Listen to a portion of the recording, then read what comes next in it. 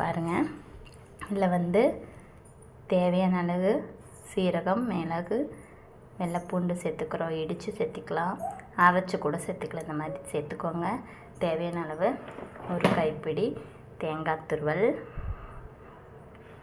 சாதம் வெந்ததுக்கப்புறம், பருப்பு சாதம் வெந்ததுக்கப்புறம் இந்த மாதிரி சேர்த்துக்கோங்க. மாதிரி ஒரு கைப்பிடி தேங்காய் துருவல்.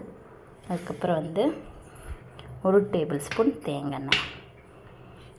அதுக்கு முன்னாடி நான் ரீகேப் சொல்கிறேங்க.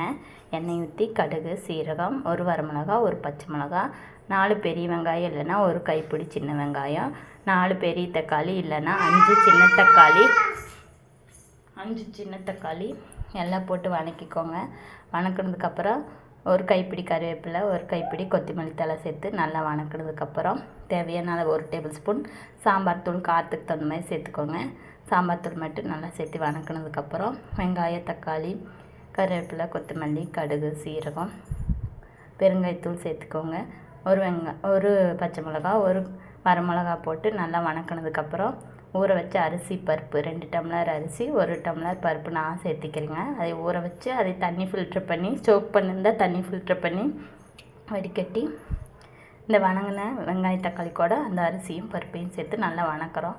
வதக்கினதுக்கப்புறம் தேவையான அளவு உப்பு போட்டு வதக்குறோம். வதக்கினதுக்கப்புறம் தேவையான அளவு அரிசி பருப்புக்கு தேவையான அளவு தண்ணி ஊற்றி நல்லா வேக வைக்கிறேங்க. உப்பு போட்டு உப்பு கரெக்டாக இருக்குதான்னு தண்ணி ஊற்றுனதுக்கப்புறம் கிளறி விட்டு தண்ணி வந்து டேஸ்ட் பண்ணி பார்த்திங்கன்னா உப்பு கரெக்டாக இருக்குதா இல்லையான்னு தெரியும்.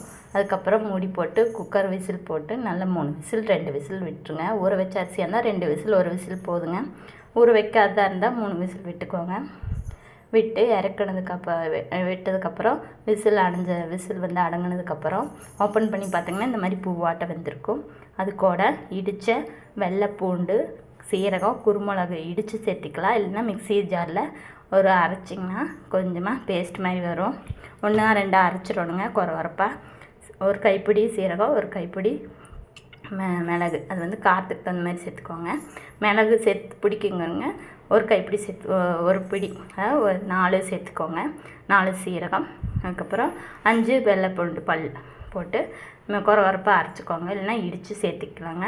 இடித்து சாதம் வெந்ததுக்கப்புறம் விசில் அடங்கினதுக்கப்புறம் ஓப்பன் பண்ணி வெந்த சாதத்துக்கு மேலே இந்த மாதிரி இடித்த பூண்டு, சீரகம், குருமிளகு தூவி விட்டுக்கோங்க. 1 கைப்பிடி தேங்காய் துருவல் போட்டதுக்கப்புறம் 1 டேபிள் ஸ்பூன் தேங்காய் எண்ணெய் இந்த மாதிரி அப்படியே மேலாப்பில் இப்படி இது விட்டிங்கன்னா தேவையான 1 டேபிள் ஸ்பூன் இருக்குங்க. இது நல்லா வந்து ஊற்றி விட்டு கரண்டி போட்டு இப்போ வந்து நல்லா மிக்ஸ் பண்ணிங்க அப்படின்னா பருப்பு சாதம் வந்து நல்லா கமன்னு மணக்குங்க. விசில் அடங்கினதுக்கப்புறம் இல்லை சீரகம், குருமிளகு, பூண்டு இடித்தது, 1 கைப்பிடி தேங்காய் துருவல், 1 டேபிள் ஸ்பூன் தேங்காய் எண்ணெய் சேர்த்திக்கிறோங்க. இந்த சாதம் வெந்ததில் வந்து இப்படி எல்லாத்தையும் போட்டு மேலால் தூவி ஒரு கிளறி சாப்பிட்டிங்க அப்படின்னா சளி, இருமல், பருப்பு சாப்பாடு பிடிக்காதவங்க எல்லாத்துக்கும் இது யூஸாக இருக்குங்க. காரம் கொஞ்சம் கம்மியாக சேர்த்துக்கோங்க. வெறும் சாம்பார் தூள் மட்டும்தான் இதில் சேர்த்துக்கிறோம். வேறு எந்த பொடியுமே சேர்த்துக்கல. சட்டி சாம்பார் தூள் தான் நான் யூஸ் பண்ணுவேன், அதனால் அது நான் யூஸ் பண்ணிக்கிறேன். இதில் வந்து 1 மிளகாய், 1 வரமிளகா, 1 பச்சை மிளகா காரத்துக்கு சேர்த்துக்கிறோம். இதில் வந்து 1 கைப்பிடி சின்ன வெங்காயம் பெரிய வெங்காயத்துக்கு பதிலாக சேர்த்துனிங்கன்னா ரொம்ப நல்லாயிருக்கும் டேஸ்ட்டாக. வந்து ஹைலைட் என்ன அப்படின்னா இந்த சாதம் வெந்ததுக்கப்புறம் ஓப்பன் பண்ணி இந்த இடித்த பூண்டு, சீரகம், வெள்ளைப்பூண்டு, 1 கைப்பிடி தேங்காய் துருவல், 1 டேபிள் ஸ்பூன் தேங்காய் எண்ணெய் தாங்க இதில் ஹைலைட்டு. போட்டு நெய் கூட இருந்தாலும் ஊற்றி இது கூட கிளறினீங்க அப்படின்னா அப்படியே அந்த தேங்காய் எண்ணெய் வந்து மிக்ஸ் ஆக இந்த சாதத்தை கிளறி விட்டு அப்படியே பிளேட்டிங் பண்ணி சாப்பிட்டிங்க அப்படின்னா சாதம் குக்கரில் எவ்வளோ வச்சாலும் உங்களுக்கு தீராதுங்க. அவ்வளோ ருசியாக இருக்கும், அம்புட்டு ருசியாக இருக்குங்க டேஸ்ட்டு. சளி இருமல் இருக்கிறவங்களுக்கு இந்த மிளகு, சீரகம் இடித்து சேர்த்திக்கிறனால, பூண்டு, தேங்காய் எண்ணெய் எல்லாம் ஃப்ளேவர் இருக்கிறனால பருப்பு சாப்பாடு வந்து குழந்தைகளுக்கு ரொம்ப பிடிக்கும். சளி இருமல் வாய்க்கு பிடிக்காதவங்க இந்த மாதிரி செஞ்சு சாப்பிடுங்க. வெரி சிம்பிள் இன்க்ரீடியண்ட், ரொம்ப டேஸ்ட்டாக இருக்குங்க. இந்த மாதிரி செஞ்சு ஒரு டைம் சாப்பிட்டிங்கன்னா அப்புறம் உங்களுக்கு ரெகுலராகவே ட்ரை பண்ணிடுவீங்க. பார்த்துட்டு கமெண்ட் பண்ணுங்கள், சப்ஸ்கிரைப் பண்ணுங்கள். அப்போ தாங்க என்னோடய சிம்பிள் வீடியோவில் உங்களுக்கு வரும். பிடிச்சிருந்தா ஷேர் பண்ணுங்கள், லைக் பண்ணுங்கள். இந்த மாதிரி நிறையா வீடியோ உங்களுக்கு நான் போடுவேன். சமைக்க தெரியாதவங்க கற்றுக்கோங்க. சூப்பரான சுவையான அரிசி பருப்பு சாதம். இந்த தேங்காய் எண்ணெய் ஊற்ற அந்த பருப்பு சாதம் அப்படியே வீதியே மணக்குதுங்க. இல்லை தேங்காய் துருவல் அப்படியே சாப்பிடும்போது அப்படியே க்ரன்ச்சியாக இருக்கும். அப்படியே சூப்பராக இருக்கும்.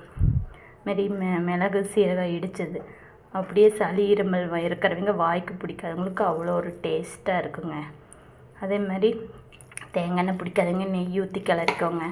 தாளிக்கும் போது அப்படி தாங்க, எண்ணெய்க்கு பதிலாக நெய் ஊற்றி செஞ்சு பாருங்கள். கம்மன்னு மணக்குங்க. பருப்பு சாப்பாடு செய்ய தெரியாதுங்க, இதை பார்த்து கற்றுக்கோங்க. பிடிச்சிருந்தா சப்ஸ்கிரைப் பண்ணுங்கள். Thank you very much.